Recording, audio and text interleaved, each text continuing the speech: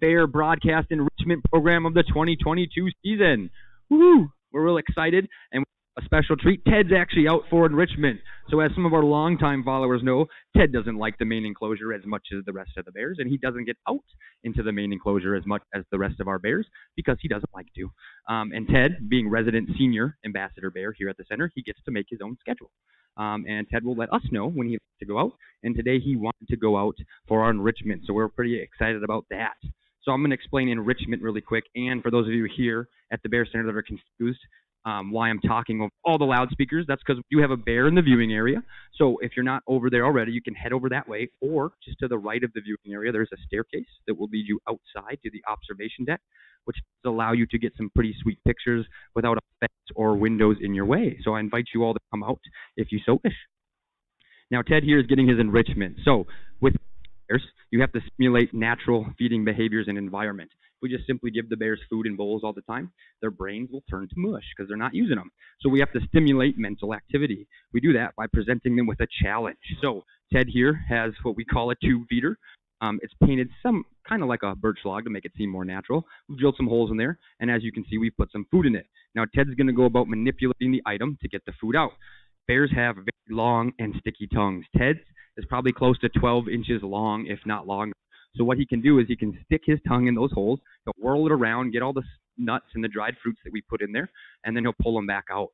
All right, so they're really, really good at like that. They can also use that to clean out an ant colony. They'll stick their tongue after they've made the hole a little bigger and clean out ant colonies in the same way. So we do this, we have several different options for enrichment, but we do it with all the bears, again, just to stimulate that mental activity. Now, Ted here is our oldest and largest bear here at the center. He's 25 years old this year. If you get to see his forehead, you'll see some of those wisdom hairs coming in on Ted. 25 old, that's older than your average bear. Ted also happens to be bigger than your average bear. All right, so he's been a captive bear all his life. He's the only bear at the center that was captive his entire life. Our other bears were wild at one point. So they did get at least some time to learn from their wild mothers how they're supposed to survive, at least to some degree, in the wild. Ted never got that. Ted was hand-raised by people, so he's a little confused on how to be a proper bear. He doesn't exhibit a whole lot of natural behaviors, like climbing and digging, for example. All of our other bears will climb those trees in front of you, the two cedar trees. You can see the trolleys on them, or we'll fill those up with food, wheel them to the tree. The bears are happy to climb up there. Well, no one bothered to tell baby Ted. That's why his claws are curved the way that they are for climbing. So now he's 25 years old. He goes in hibernation at about 700 pounds, so we can probably safely assume he's not climbing trees anytime soon. All right. He also doesn't dig. Black bears dig their own dens in the wild a lot of the times. They also dig to find other food items. Once again, Ted doesn't know that his claws can do that, so he just doesn't. He also doesn't really care about the other bears too much. He actually has more concern about the people here at the Bear Center, guests and staff. He prefers to spend time with why, again, he does not like the main enclosure as much. So you can see he's gone about and getting most of that out of there. He's probably still manipulating it to some degree. But you can tell this is a really easy task for Ted. Ted's been here for a while, so he's starting to catch on to the tubes pretty well. But again, we do have several other activities or enrichments that we can give the bears. These days are actually really nice for the bears, so this might not be ideal weather for us to be outside and recreating, but all of our bears here at the center and those wild ones do still have their winter coats on. Those winter coats are also black, so if it was 70 degrees and sunny, Ted probably would not be sitting there, all right, because that's just far too hot. If they're exposed in the heat of the summer with that winter coat on, they can overheat quite easily. We've actually recorded the tips of their hairs getting in excess of 185 degrees in direct sunlight. So that's why the water features in the enclosure are extremely important. Our enclosure is naturally wooded, and it's almost perfectly naturally wooded and made, except for that beautiful pond. That wasn't there. We put it there. And that's, again, important for the bears' care. That's how they cool off in the summertime. You can see Ted's coat's really thick, and you can see that it's wet. He can actually trap water in between the spaces of his hairs on his coat. So they'll go and get a dip in the water or from the rain, and then what they'll do is hang out in a shady spot that's nice and cool. That'll continue to cool them over a longer period of time. So they're well adapted to cool off, but that water feature is very important. So in the wild, bears that have home ranges and territories, you can expect that there's going to be some type of water feature included in that home range or territory. Again, so heat of the summer, they can cool off. Now, they will actually start to change their habits. So pretty soon, they won't be super active during the middle of the summer in the daytime because that's when it's hottest. So they'll adjust their activity level, be active at dawn and dusk. because those are the typical best times for them to go about their daily activities. Now I can hear the rattling of that tube, which means it's pretty close to being empty, so Ted's getting just about all of it out of there.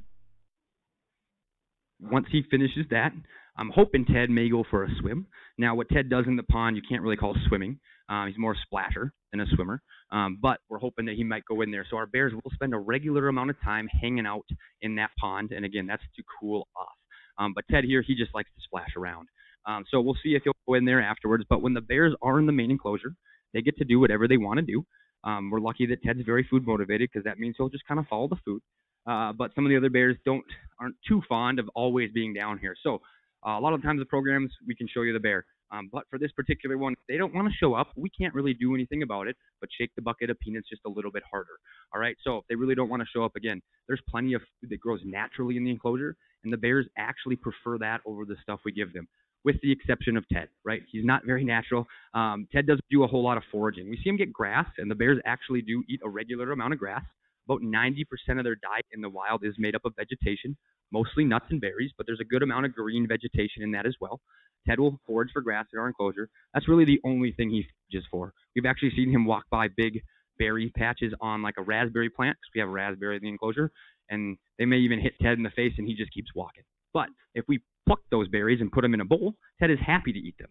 All right, so we're not actually sure that he doesn't know how to forage. He could just be a con man and lets us do the foraging for him. I'm not really sure, but Ted isn't interested in pulling the berries off himself. I'm going to pause real quick. Anyone out here on the deck? Questions for Ted or black bears in general? Yes, the bear spot. All righty, so we have a question. If you look at Ted's back left paw, there's a bear spot. No pun intended. That was a shaven spot. So Ted did have surgery this past fall. It's really tough to get a needle through not only his very, very thick fat layer, which could be as thick as 5 inches in some years, plus his winter coat. Again, getting the needle through all pretty tough. So they shave it down to make it a little bit easier. He has one on each back foot, and then he actually has another one on the inner thigh, IVs, anesthetic, stuff like that from when he had his surgery this past fall. Actually went really well. Ted just had some dental surgery. They had to remove some teeth because he's 25, and at that point, there's going to need some tooth care. And the wild, that's actually one of their few natural causes of death. Their teeth will wear so much that they are unable to feed themselves once they do get older than Ted or about Ted's age, so that can happen in the wild. But Ted gets, dental care and health care. So we sent him down to the University of Minnesota, where some bear doctors flew in there. It's not that many of them around the world. So they all met up, Ted and the doctors, down in the University of Minnesota, and he had a pretty lengthy surgery with a whole team of doctors. And then we got him back up here. They said it went really well, and we actually might see a side of Ted we haven't seen in years. So we're really excited to get to the middle of our summer and see Ted moving around and quite spry, like his young years when he was moving around and he first arrived at our center. So we're really excited for that and seeing that action out of Ted. He's finished, so he's going to go about, hopefully, fingers crossed, he is moving towards the pond. Maybe he'll do some of his splashing. Anybody else have any questions for Ted or bears in general? You have a question? No? Yeah. Are bears ticklish? Believe it or not, I haven't had that question asked before. I haven't personally tried to tickle any of the bears, so I can't say for certain. But what I will say is, to your point too, is their paws, you shed the skin on them over the winter hibernation. So when they get out in the springtime, they're very sensitive. So Tasha does hibernate, or she did, in that rock den straight behind Ted there. When she comes out, she will make one path in the snow, and then she will always step right on those spots. She's very careful and dainty about it because that is so sensitive in the springtime, because they just grew back the fresh skin there. And it's kind of funny to see, but sometimes she's trying so hard to get in her other paw prints, she'll actually fall over because, again, she doesn't like being exposed to the cold snow. So now you can see Ted's approaching the staff. Ted very much knows where his food comes from, and he knows our staff well. These are some of our new interns, and you can see they're showing open spread palms to Ted. That means you're not getting any food. Now, our bears, that is their least favorite thing to be told for obvious reasons, right? Bears are basically perpetually hungry, and it makes sense if you think about their life cycle, especially here in the north. All right, the bears are up or active for approximately 5 months out of the year. All right, one of those months is mating season. Now, they really don't care about food during mating season, so that means 4 months out of the year, they have to be active and eat. They have to eat all the food on a whole calendar year in those those short 4 months. So they need to be efficient, and they got to eat a lot if they're going to live off that for the entirety of right. So efficiency is the name of the game, and that basically means, except for mating season, bears are pretty much always hungry. All right, Ted is no exception to that. He is pretty much always hungry. And Alyssa, you two are good. Alrighty, so we did throw a little bit of extra food out there to try to keep him down, and we're going to distract him while the staff gets out of there, so hopefully Ted doesn't follow them on out of here. So if you look off that direction, the bears very much know where our food shed is and what it means when a staff member walks into the food shed. So when they see us over there or monkeying around with it, they're usually head right over to it, and they'll sit down and wait for us to come out, because again, that's the food shed, and that's where the food comes from. Now, it can get natural food in the enclosure. Wild berries grow quite prolifically up here. Raspberries, blackberries, blueberries, and wild strawberries all grow kind of like weeds up here. In fact, all of those grow really readily in the enclosure, except for the blueberries. Blueberries up here, you kind of a swampy area or the high exposed ridgeline. That's typically where they tend to grow in this area. Those do not really occur in the enclosure. The other ones I listed do, as well as some ones that we may not be as familiar with because we may not eat them, but we have Juneberry, we have pincherry, we have dogwood, all kinds of good berries. And then one of our most actual prolific understory plants in the area is beaked hazel. And beaked hazel produce hazelnuts. Bears love hazelnuts. So just like us, they tend to prefer the more delectable or expensive nuts, almost in that order, but hazelnut tends to be one of their tops. Here at the Bears, we also feed a lot of pecans, almonds, cashew, Brazil nuts, a lot of peanuts, but peanuts are kind of mid-tier because, again, most nuts are a little bit better than a peanut. So he's trying to get a drink of water and contemplating whether or not he can go for a little bit of a splash. He's going to bend over and get a drink. So again, Ted being 25, he's kind of at that retirement age or grandparent age, but he also is slightly arthritic. So that's part of the reason he does have a little more trouble getting around than our other bears. But you can see it doesn't stop him from getting around, so he's going to get a drink of water there. And he might even wander in. We'll see. Sometimes if Ted doesn't like the pond, he'll go and do his splish and splash in the stream off to our left. But it looks like he's intent on going in the pond there. So bears are actually really good swimmers. They've actually reported bears being as far as 9 miles off the coast of the Gulf of Mexico. All right, so they swim extremely far if they need to, and they will find food or to find mates or to find new territory. Most of their behavior can be or motivation for certain behaviors can be accounted to two things: fear and food. And it's typically in that order. They tend to be very timid animals. That's partly to do with how they evolved to have lots of large predators here in North America before most of the people showed up. The bears evolved alongside of them, and they evolved alongside running from them because all of them could eat black bears. None of those predators could climb, though, and that's where the black bears developed that ability. They could climb out of way of the danger, and they could actually spend time hanging out in those trees, eating the leaves because, again, vegetation is their mainstay, and then those predators would be forced to move on and find something else to eat. Now, don't tell the bears that the giant short-faced bear, the saber-toothed tiger, and all those predators are gone, because they do still think they're out there, which is why they're so timid and shy, generally speaking. Usually it's pretty easy to scare a bear away from camp because, again, they have that prey mentality, and they tend to be very shy and timid because they had to deal with those predators for such a long time. It's in their genetics to be skittish of larger predators. But, again, everything in nature is a bell-shaped curve, so you do have outliers. You have bears that are like, I don't care about that stuff, and you have bears that are actually much more skittish than other bears. But obviously, nothing's just black and white in nature. It's very complex. So now you can see Ted's actually grazing. So we've planted some clover in there, but most of that is natural occurring herbs and stuff like that. And Ted looks like he's eating the clover or some grasses. So again, they do spend a regular amount of time grazing. And this is, again, one of Ted's only other natural behaviors is the grazing behavior. Now, they can't actually digest mature vegetation, only young vegetation. If the nutrients are still fluid inside, then they can digest it. They do not possess the proper gut enzymes to digest fully mature vegetation like a horse or a cow does. They have a very special 4-chambered stomach to digest that stuff. They can't actually get down in a bear's stomach, the cellulose and lignin. It just does not work. So it just comes right out the other end. So sometimes we can see what the bears have been eating because they eat a couple of food items that they can't actually digest. And you will see it whole in their scat. But that actually, even they get the stuff they're looking for. We often see whole bears in our bear scat, and the wild bears in this area, you can literally tell what they've been eating, because if a bear just ate some blueberries, the scat looks like someone dumped a bucket of purple paint on the ground with a couple of little bumps in it, and that's basically all it looks like. And that's because their role in the ecosystem is actually to plant other berries and plants.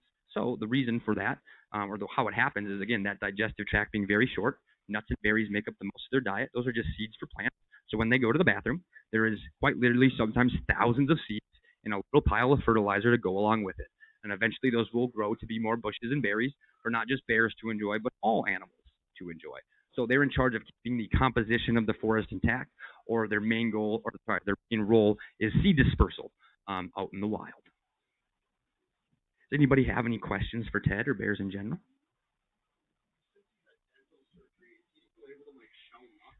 Good question. Since he had dental surgeries, he's still able to shell the nuts. He just doesn't do it the same way our other bears do. So typically, they use their canines. Behind their canines, they have a space in their tooth line. We call that a diastema. If any of you know who Michael Strahan is, he has a rather large one in the front. They make fun of him for it, but that's how we see it in humans most of the time. In the bears, right behind the canines. Basically, that's the nutcracker work. So they can put the nut in there. When the lower jaw closes, it crushes it. The bottom jaws recess slightly inward, makes kind of a tube or a slide for the shells to fall right out, and they'll knock the good stuff back with this tongue. Now, we did have Ted's canines removed. That's actually what specifically the surgery was for. So we were very curious this spring to find out if he could still shell the nuts. So we know he's not using it the same way as the other bears, because all of a sudden we gave him a peanut and he had it worked out. And we're like, well, you don't have canines, so how are you doing that? Sharon, our head bear keeper, her hypothesis is that he may be crushing them with the roof of his mouth and his tongue, and then he just spits the shells out. All right, so he is still able to do it. It hasn't slowed him down. And like the hazelnuts, for example, their husk is extremely hard compared to a roasted peanut or even a blanched peanut. So peanuts are much easier for him. But I've seen him actually do a hazelnut as well. So even something that hard can still crush. So bears, very smart. They can figure out stuff if they need to, especially even if you apparently take the canines away, they'll still figure it out. Any other questions for our bears or black bears in general? It appears Ted has decided the program is over as he is sauntering on off. So I'll go ahead and wrap it up for you folks. For those of you who haven't gone on the bear tour yet, we'll be taking one out at the top of the hour. And Ted is going to hopefully mosey on back to his enclosure. But typically what we see Ted do, he's going to go a little, you can see the trail up to his left there. He'll hit that trail. There's a nice shady spot in those fir trees right there. Usually go take a nap there for an hour or so. So that's probably what we'll expect him to do. It's a nice day for a cool nap midday.